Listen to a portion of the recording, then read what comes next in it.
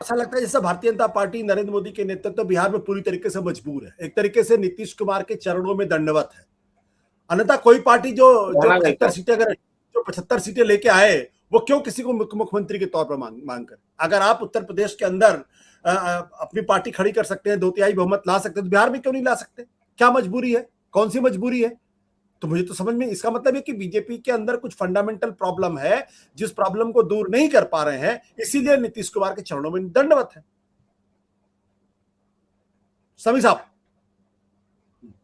दंडवत कहना तो शायद जी दंडवत कहना तो थोड़ा सख्त लफ्ज हो जाएगा। असल पहले मैं एक छोटी आपकी पुरानी बात का जवाब देना चाह रहा था, जो कि आपने अपने पिछले प्रोग्राम में पूछा था कि एक नाथ शिंदे की तरह बड़े नेता है आरसीपी। मुझे इस पर यह सवाल करना है कि एक नाथ शिंदे होने से पहले कितने लोग जानते थे? तो वैसा ही है वहाँ आरसीपी सिंह का मामला, कब किसको कौन कहाँ पे इस्तेमाल कर ले इसका पता नहीं। अब रही बीजेपी की बात, तो बीजेपी ने 2015 में एक इस्तेमाल करके देखा था। वो नीतीश कुमार से अलग चुनाव लड़ी थी, उनके साथ लोजपा भी थे, उनके साथ हम भी था, जीतन मांझी भी थे, रामविलास पासवान थे। कहाँ पे आई बीजेपी इसको आपको पता है। बीजेपी के साथ जो दिक्कत है फंडामेंटल, कि उनका कोई एक सर्वमान्य नेता भी यहाँ बिहार में है नहीं। जैसे है ना कि आपके उन्होंने यूपी में योगी जी को कर लिया, या और भी जगह पे कर, जैसे एक एक नेता को असम में हेमंत बिस्वा शर्मा को कर लिया, उस तरह का कोई नेता इन्होंने अब तक बनाया नहीं है। और उनका बनना भी इतना आसान नहीं। नीतीश कुमार के कद के सामने लागे किसी को खड़ा करना इतना आसान काम नहीं है। और नीतीश कुमार के साथ बात यह है कि आपने, हम लोग बचपन में ना एक बोलते थे फटफटिया में जो है तेल खत्म हो गया, तो उसको कई बार जो है एक बार स्टार्ट करके चल दिया कुछ दूर तक, या घसीट के लेते गए तो कुछ दूर तक तो चलते रहेगा फटफटिया भी। लेकिन मैंने जो अभी सबसे पहले बात कही थी कि अब मामला जीरो आवे पे आ गया है। कभी भी कुछ हो सकता है। 9-10 तारीख को आपको कोई प्रोग्राम करना पड़ सकता है, उससे आगे कुछ करना पड़ सकता है, ये मामला है। समी तो साहब, आप मत सोचिए कि इन मियाँ आप बीवी की तीनों तरह लोगों के, लड़ते रहेंगे और पड़ोसी जो है। मैं आप जी तीनों तीनों विद्वानों की राय से सहमत नहीं हूं, बिल्कुल मैं सहमत नहीं।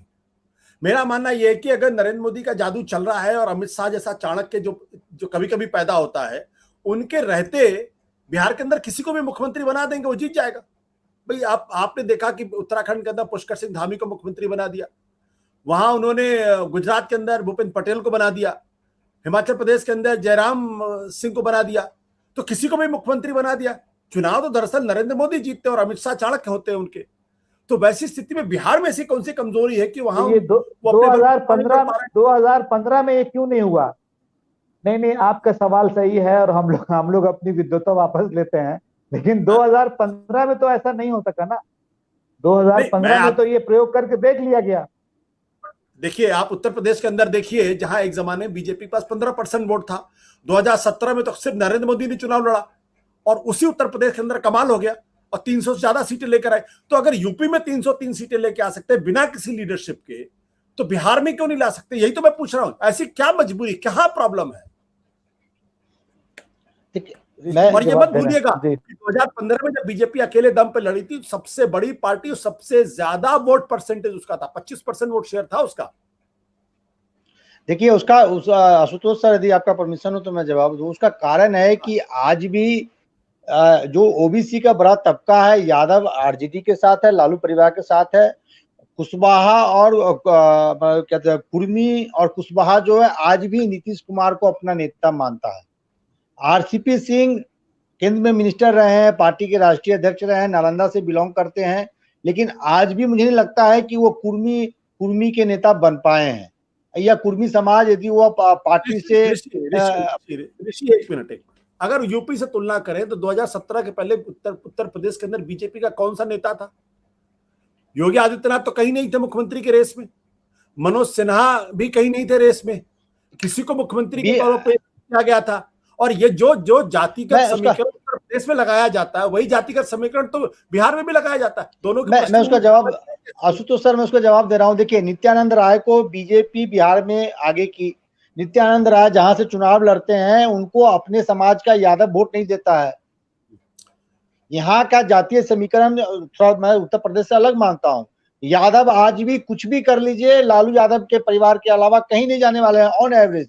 मैं 100% नहीं कह रहा हूँ, ऑन एवरेज। उसी तरह कुशवाहा और कुर्मी जो है नीतीश कुमार के अलावा कहीं वोट नहीं देंगे। और ये बीजेपी जानती है, 2015 में बीजेपी प्रयोग करके देख ली है। ये 12-13% जो वोट है कुशवाहा कुर्मी का, दूसरा पचफोरना वोट जो साइलेंट वोटर जिसको कहा जाता है, जैसे हजाम हो गया, आपको क्या कहते हैं एक बरहाई जात होता है वो हो गया, पचफोरना कास्ट वो भी एक इम्पोर्टेंट रोल यहाँ पे प्ले करती है, जिसको राजनीतिक रूप से पॉलिटिकली रूप से चार्ज ऑफ कास्ट नहीं माना जाता है। तो ये पचफोरना हो गया, कोरी कुशवाहा हो गया, उसपे नीतीश कुमार की ठीक ठाक पकड़ है। महिलाओं का रुझान नीतीश कुमार के प्रति अभी भी बना हुआ, शराबबंदी का जो एक बड़ा उन्होंने प्रयोग किया, उसका एक बड़ा इम्पैक्ट है। तो आज भी बीजेपी के पास, आशुतोष सर आप मेरे बात से सहमत नहीं हो, लेकिन अग्री जाति के अलावा कोर वोट बैंक बीजेपी के पास नहीं है। अग्री जाति भूमिहार, राजपूत, बनिया और क्या कहते हैं ब्राह्मण के अलावा इनके पास कोर वोट बैंक नहीं है। ये जो कुशवाहा और कुर्मी का वोट मिल रहा है ड्यू टू नीतीश कुमार मिल रहा है। ये बीजेपी जानते हैं, 2015 में उन्होंने मंडल क्या कहते हैं कमंडल राजनीति का प्रयोग करके देख लिया था। शायद बिहार में ही उन्होंने कहा था कि शमशान वर्सेस कब्रिस्तान की लड़ाई है, दिवाली वर्सेस गाय और बकरियां, उन्होंने क्या क्या पॉपुलराइजेशन के लिए कहा था। तो यहाँ बिहार में जो बीजेपी के जो फार्मूला है, टेस्टेड फार्मूला है, वो अब तक सफल नहीं हुए हैं। इसलिए नीतीश कुमार बीजेपी के लिए मजबूरी है। नहीं तो कोई भी पार्टी सिंगल लार्जेस्ट पार्टी होके एक स्मॉलर पार्टी को क्यों अपना मुख्यमंत्री मान लेगी। सतीश जी, अगर यूपी में 15% से बढ़ के वो 40% जा सकता है, तो बिहार में 25% से लेकर 40% जाना तो आसान काम है। देखिए आशुतोष जी, इसमें जो मेरा टेक है वो ये है कि उत्तर प्रदेश से जात की ज्यादा जो राजनीति है ना, जाति की, वो बिहार में अभी भी बहुत ज्यादा प्रभावी है कंपेयर टू उत्तर प्रदेश। अभी भारतीय जनता पार्टी आरएसएस के अंदर ये प्रयास है कि बिहार एक उपजाऊ जमीन बन रहा है वहां हिंदुत्व फैलाने का, और बड़ी कोशिशें हुई है इधर। तो जैसे हिंदुत्व के जरिए यूपी में भारतीय जनता पार्टी का विस्तार या मतलब कहिए कि उड़ान हुई, उसी प्रकार से उस स्टेज पर आके बीजेपी बिहार में अपने आप को खड़ा देखना चाहती है। लेकिन अभी भी वो जो जाति की राजनीति है, वो जाति गोलबंदी है, वो बिहार में है। इसीलिए हमको लगता है नीतीश और तेजस्वी ने ये कास्ट सेंसस का भी मुद्दा बहुत जबरदस्त तरीके से उठाया, ताकि वहीं पे हिंदुत्व का काट ढूंढ लिया जाए। जैसे अभी आरसीपी को अगर बीजेपी सोच रही होगी कुछ आगे बढ़ाने के लिए, तो उनको वहीं पे काट दिया गया। ये होता है, यही किया जा रहा है।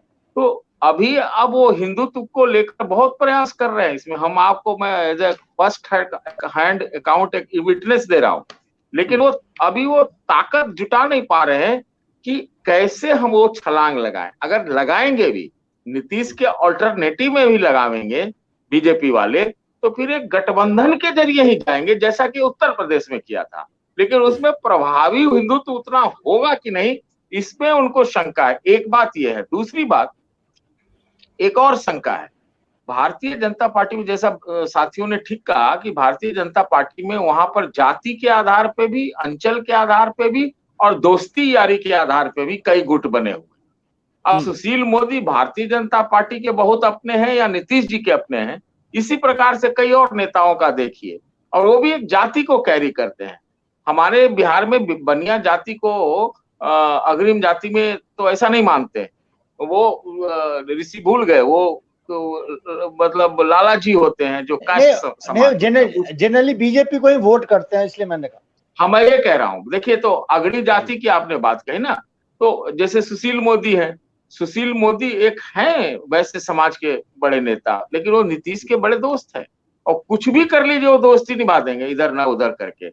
ऐसे में सब अपना रास्ता खोल के रख रहे हैं। बीजेपी छलांग लगाने का समय खोज रही है कि कब मारा जाए एकदम दम पैरा जंप। एक बात और कह दो, सुन लीजिए, एक बात और सुन लीजिए, ऐसे ही जो वहापोह में हो सकता है कि कहीं तेजस्वी की लॉटरी न लग जाए। मैं तो बार बार ये 1-1.5 महीने से कह रहा हूँ, वो कल निकल भी रहे कांग्रेस वाले। देखिए वो जो बात आप कह रहे हैं वो अलग तरीके की बातचीत है, बट समी साहब, मेरा तो साफ तौर मानना है कि नरेंद्र मोदी बिहार के अंदर फेल है। सब जगह से वो दिग्विजय करके आते हैं और बिहार में फेल हो जाते हैं। आप देखिए पिछली बार भी जब पार्लियामेंट आपकी बात से मैं पार्लियामेंट का मैं कुछ चुनाव हो रहा था, सहमत हूँ। मैं पार्लियामेंट का चुनाव हो रहा था तो अपनी जीती हुई 5-6 सीट जो है उन्होंने जनता दल यूनाइटेड को दे दी।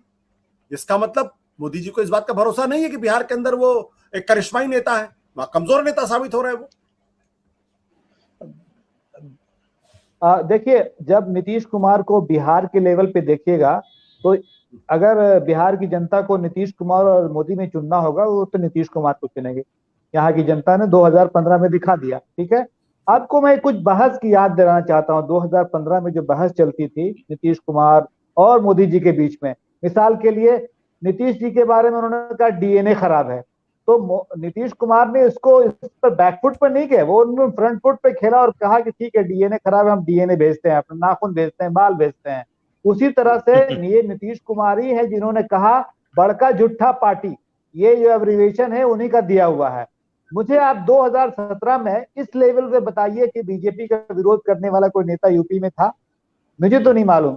उनके बारे में तो लोग अब तक शक करते हैं एक बड़े नेता के बारे में कि उनका पता नहीं बीजेपी से गठबंधन है, क्या है अंदर अंदर। इस तरह की बात है कि जब बिहार की राज्य स्तर की बात होगी तो बिहार की जनता अभी तक जो मैंने समझी ये चीजें वो यही है कि वो नीतीश कुमार को चुनेगी, मोदी जी को नहीं चुनेगी। क्योंकि मोदी जी ने कुछ ऐसी और एक बहस की और मैं याद दिलाना चाहता हूँ। वो अपनी सभाओं में पूछते थे बिजली आई, तो सबको पता था कि बिजली आई भाई तो क्यों आप ऐसी बात कर रहे हैं? तो नीतीश कुमार की खूबी यह है कि उन्होंने कुछ तो विकास का काम जरूर किया, कुछ तो तब्दीली जरूर लाई। तो जनता उस बात को इतनी जल्दी भूलने वाली नहीं है। और जनता ये भी कहती है कि ठीक है आप राष्ट्रीय स्तर पर मोदी जी को चुन लीजिए लेकिन जहां तक राज्य की बात है तो हमारे लिए नीतीश कुमार बेहतर है। सत्य हिंदी का ऐप डाउनलोड करें गूगल प्ले स्टोर पर।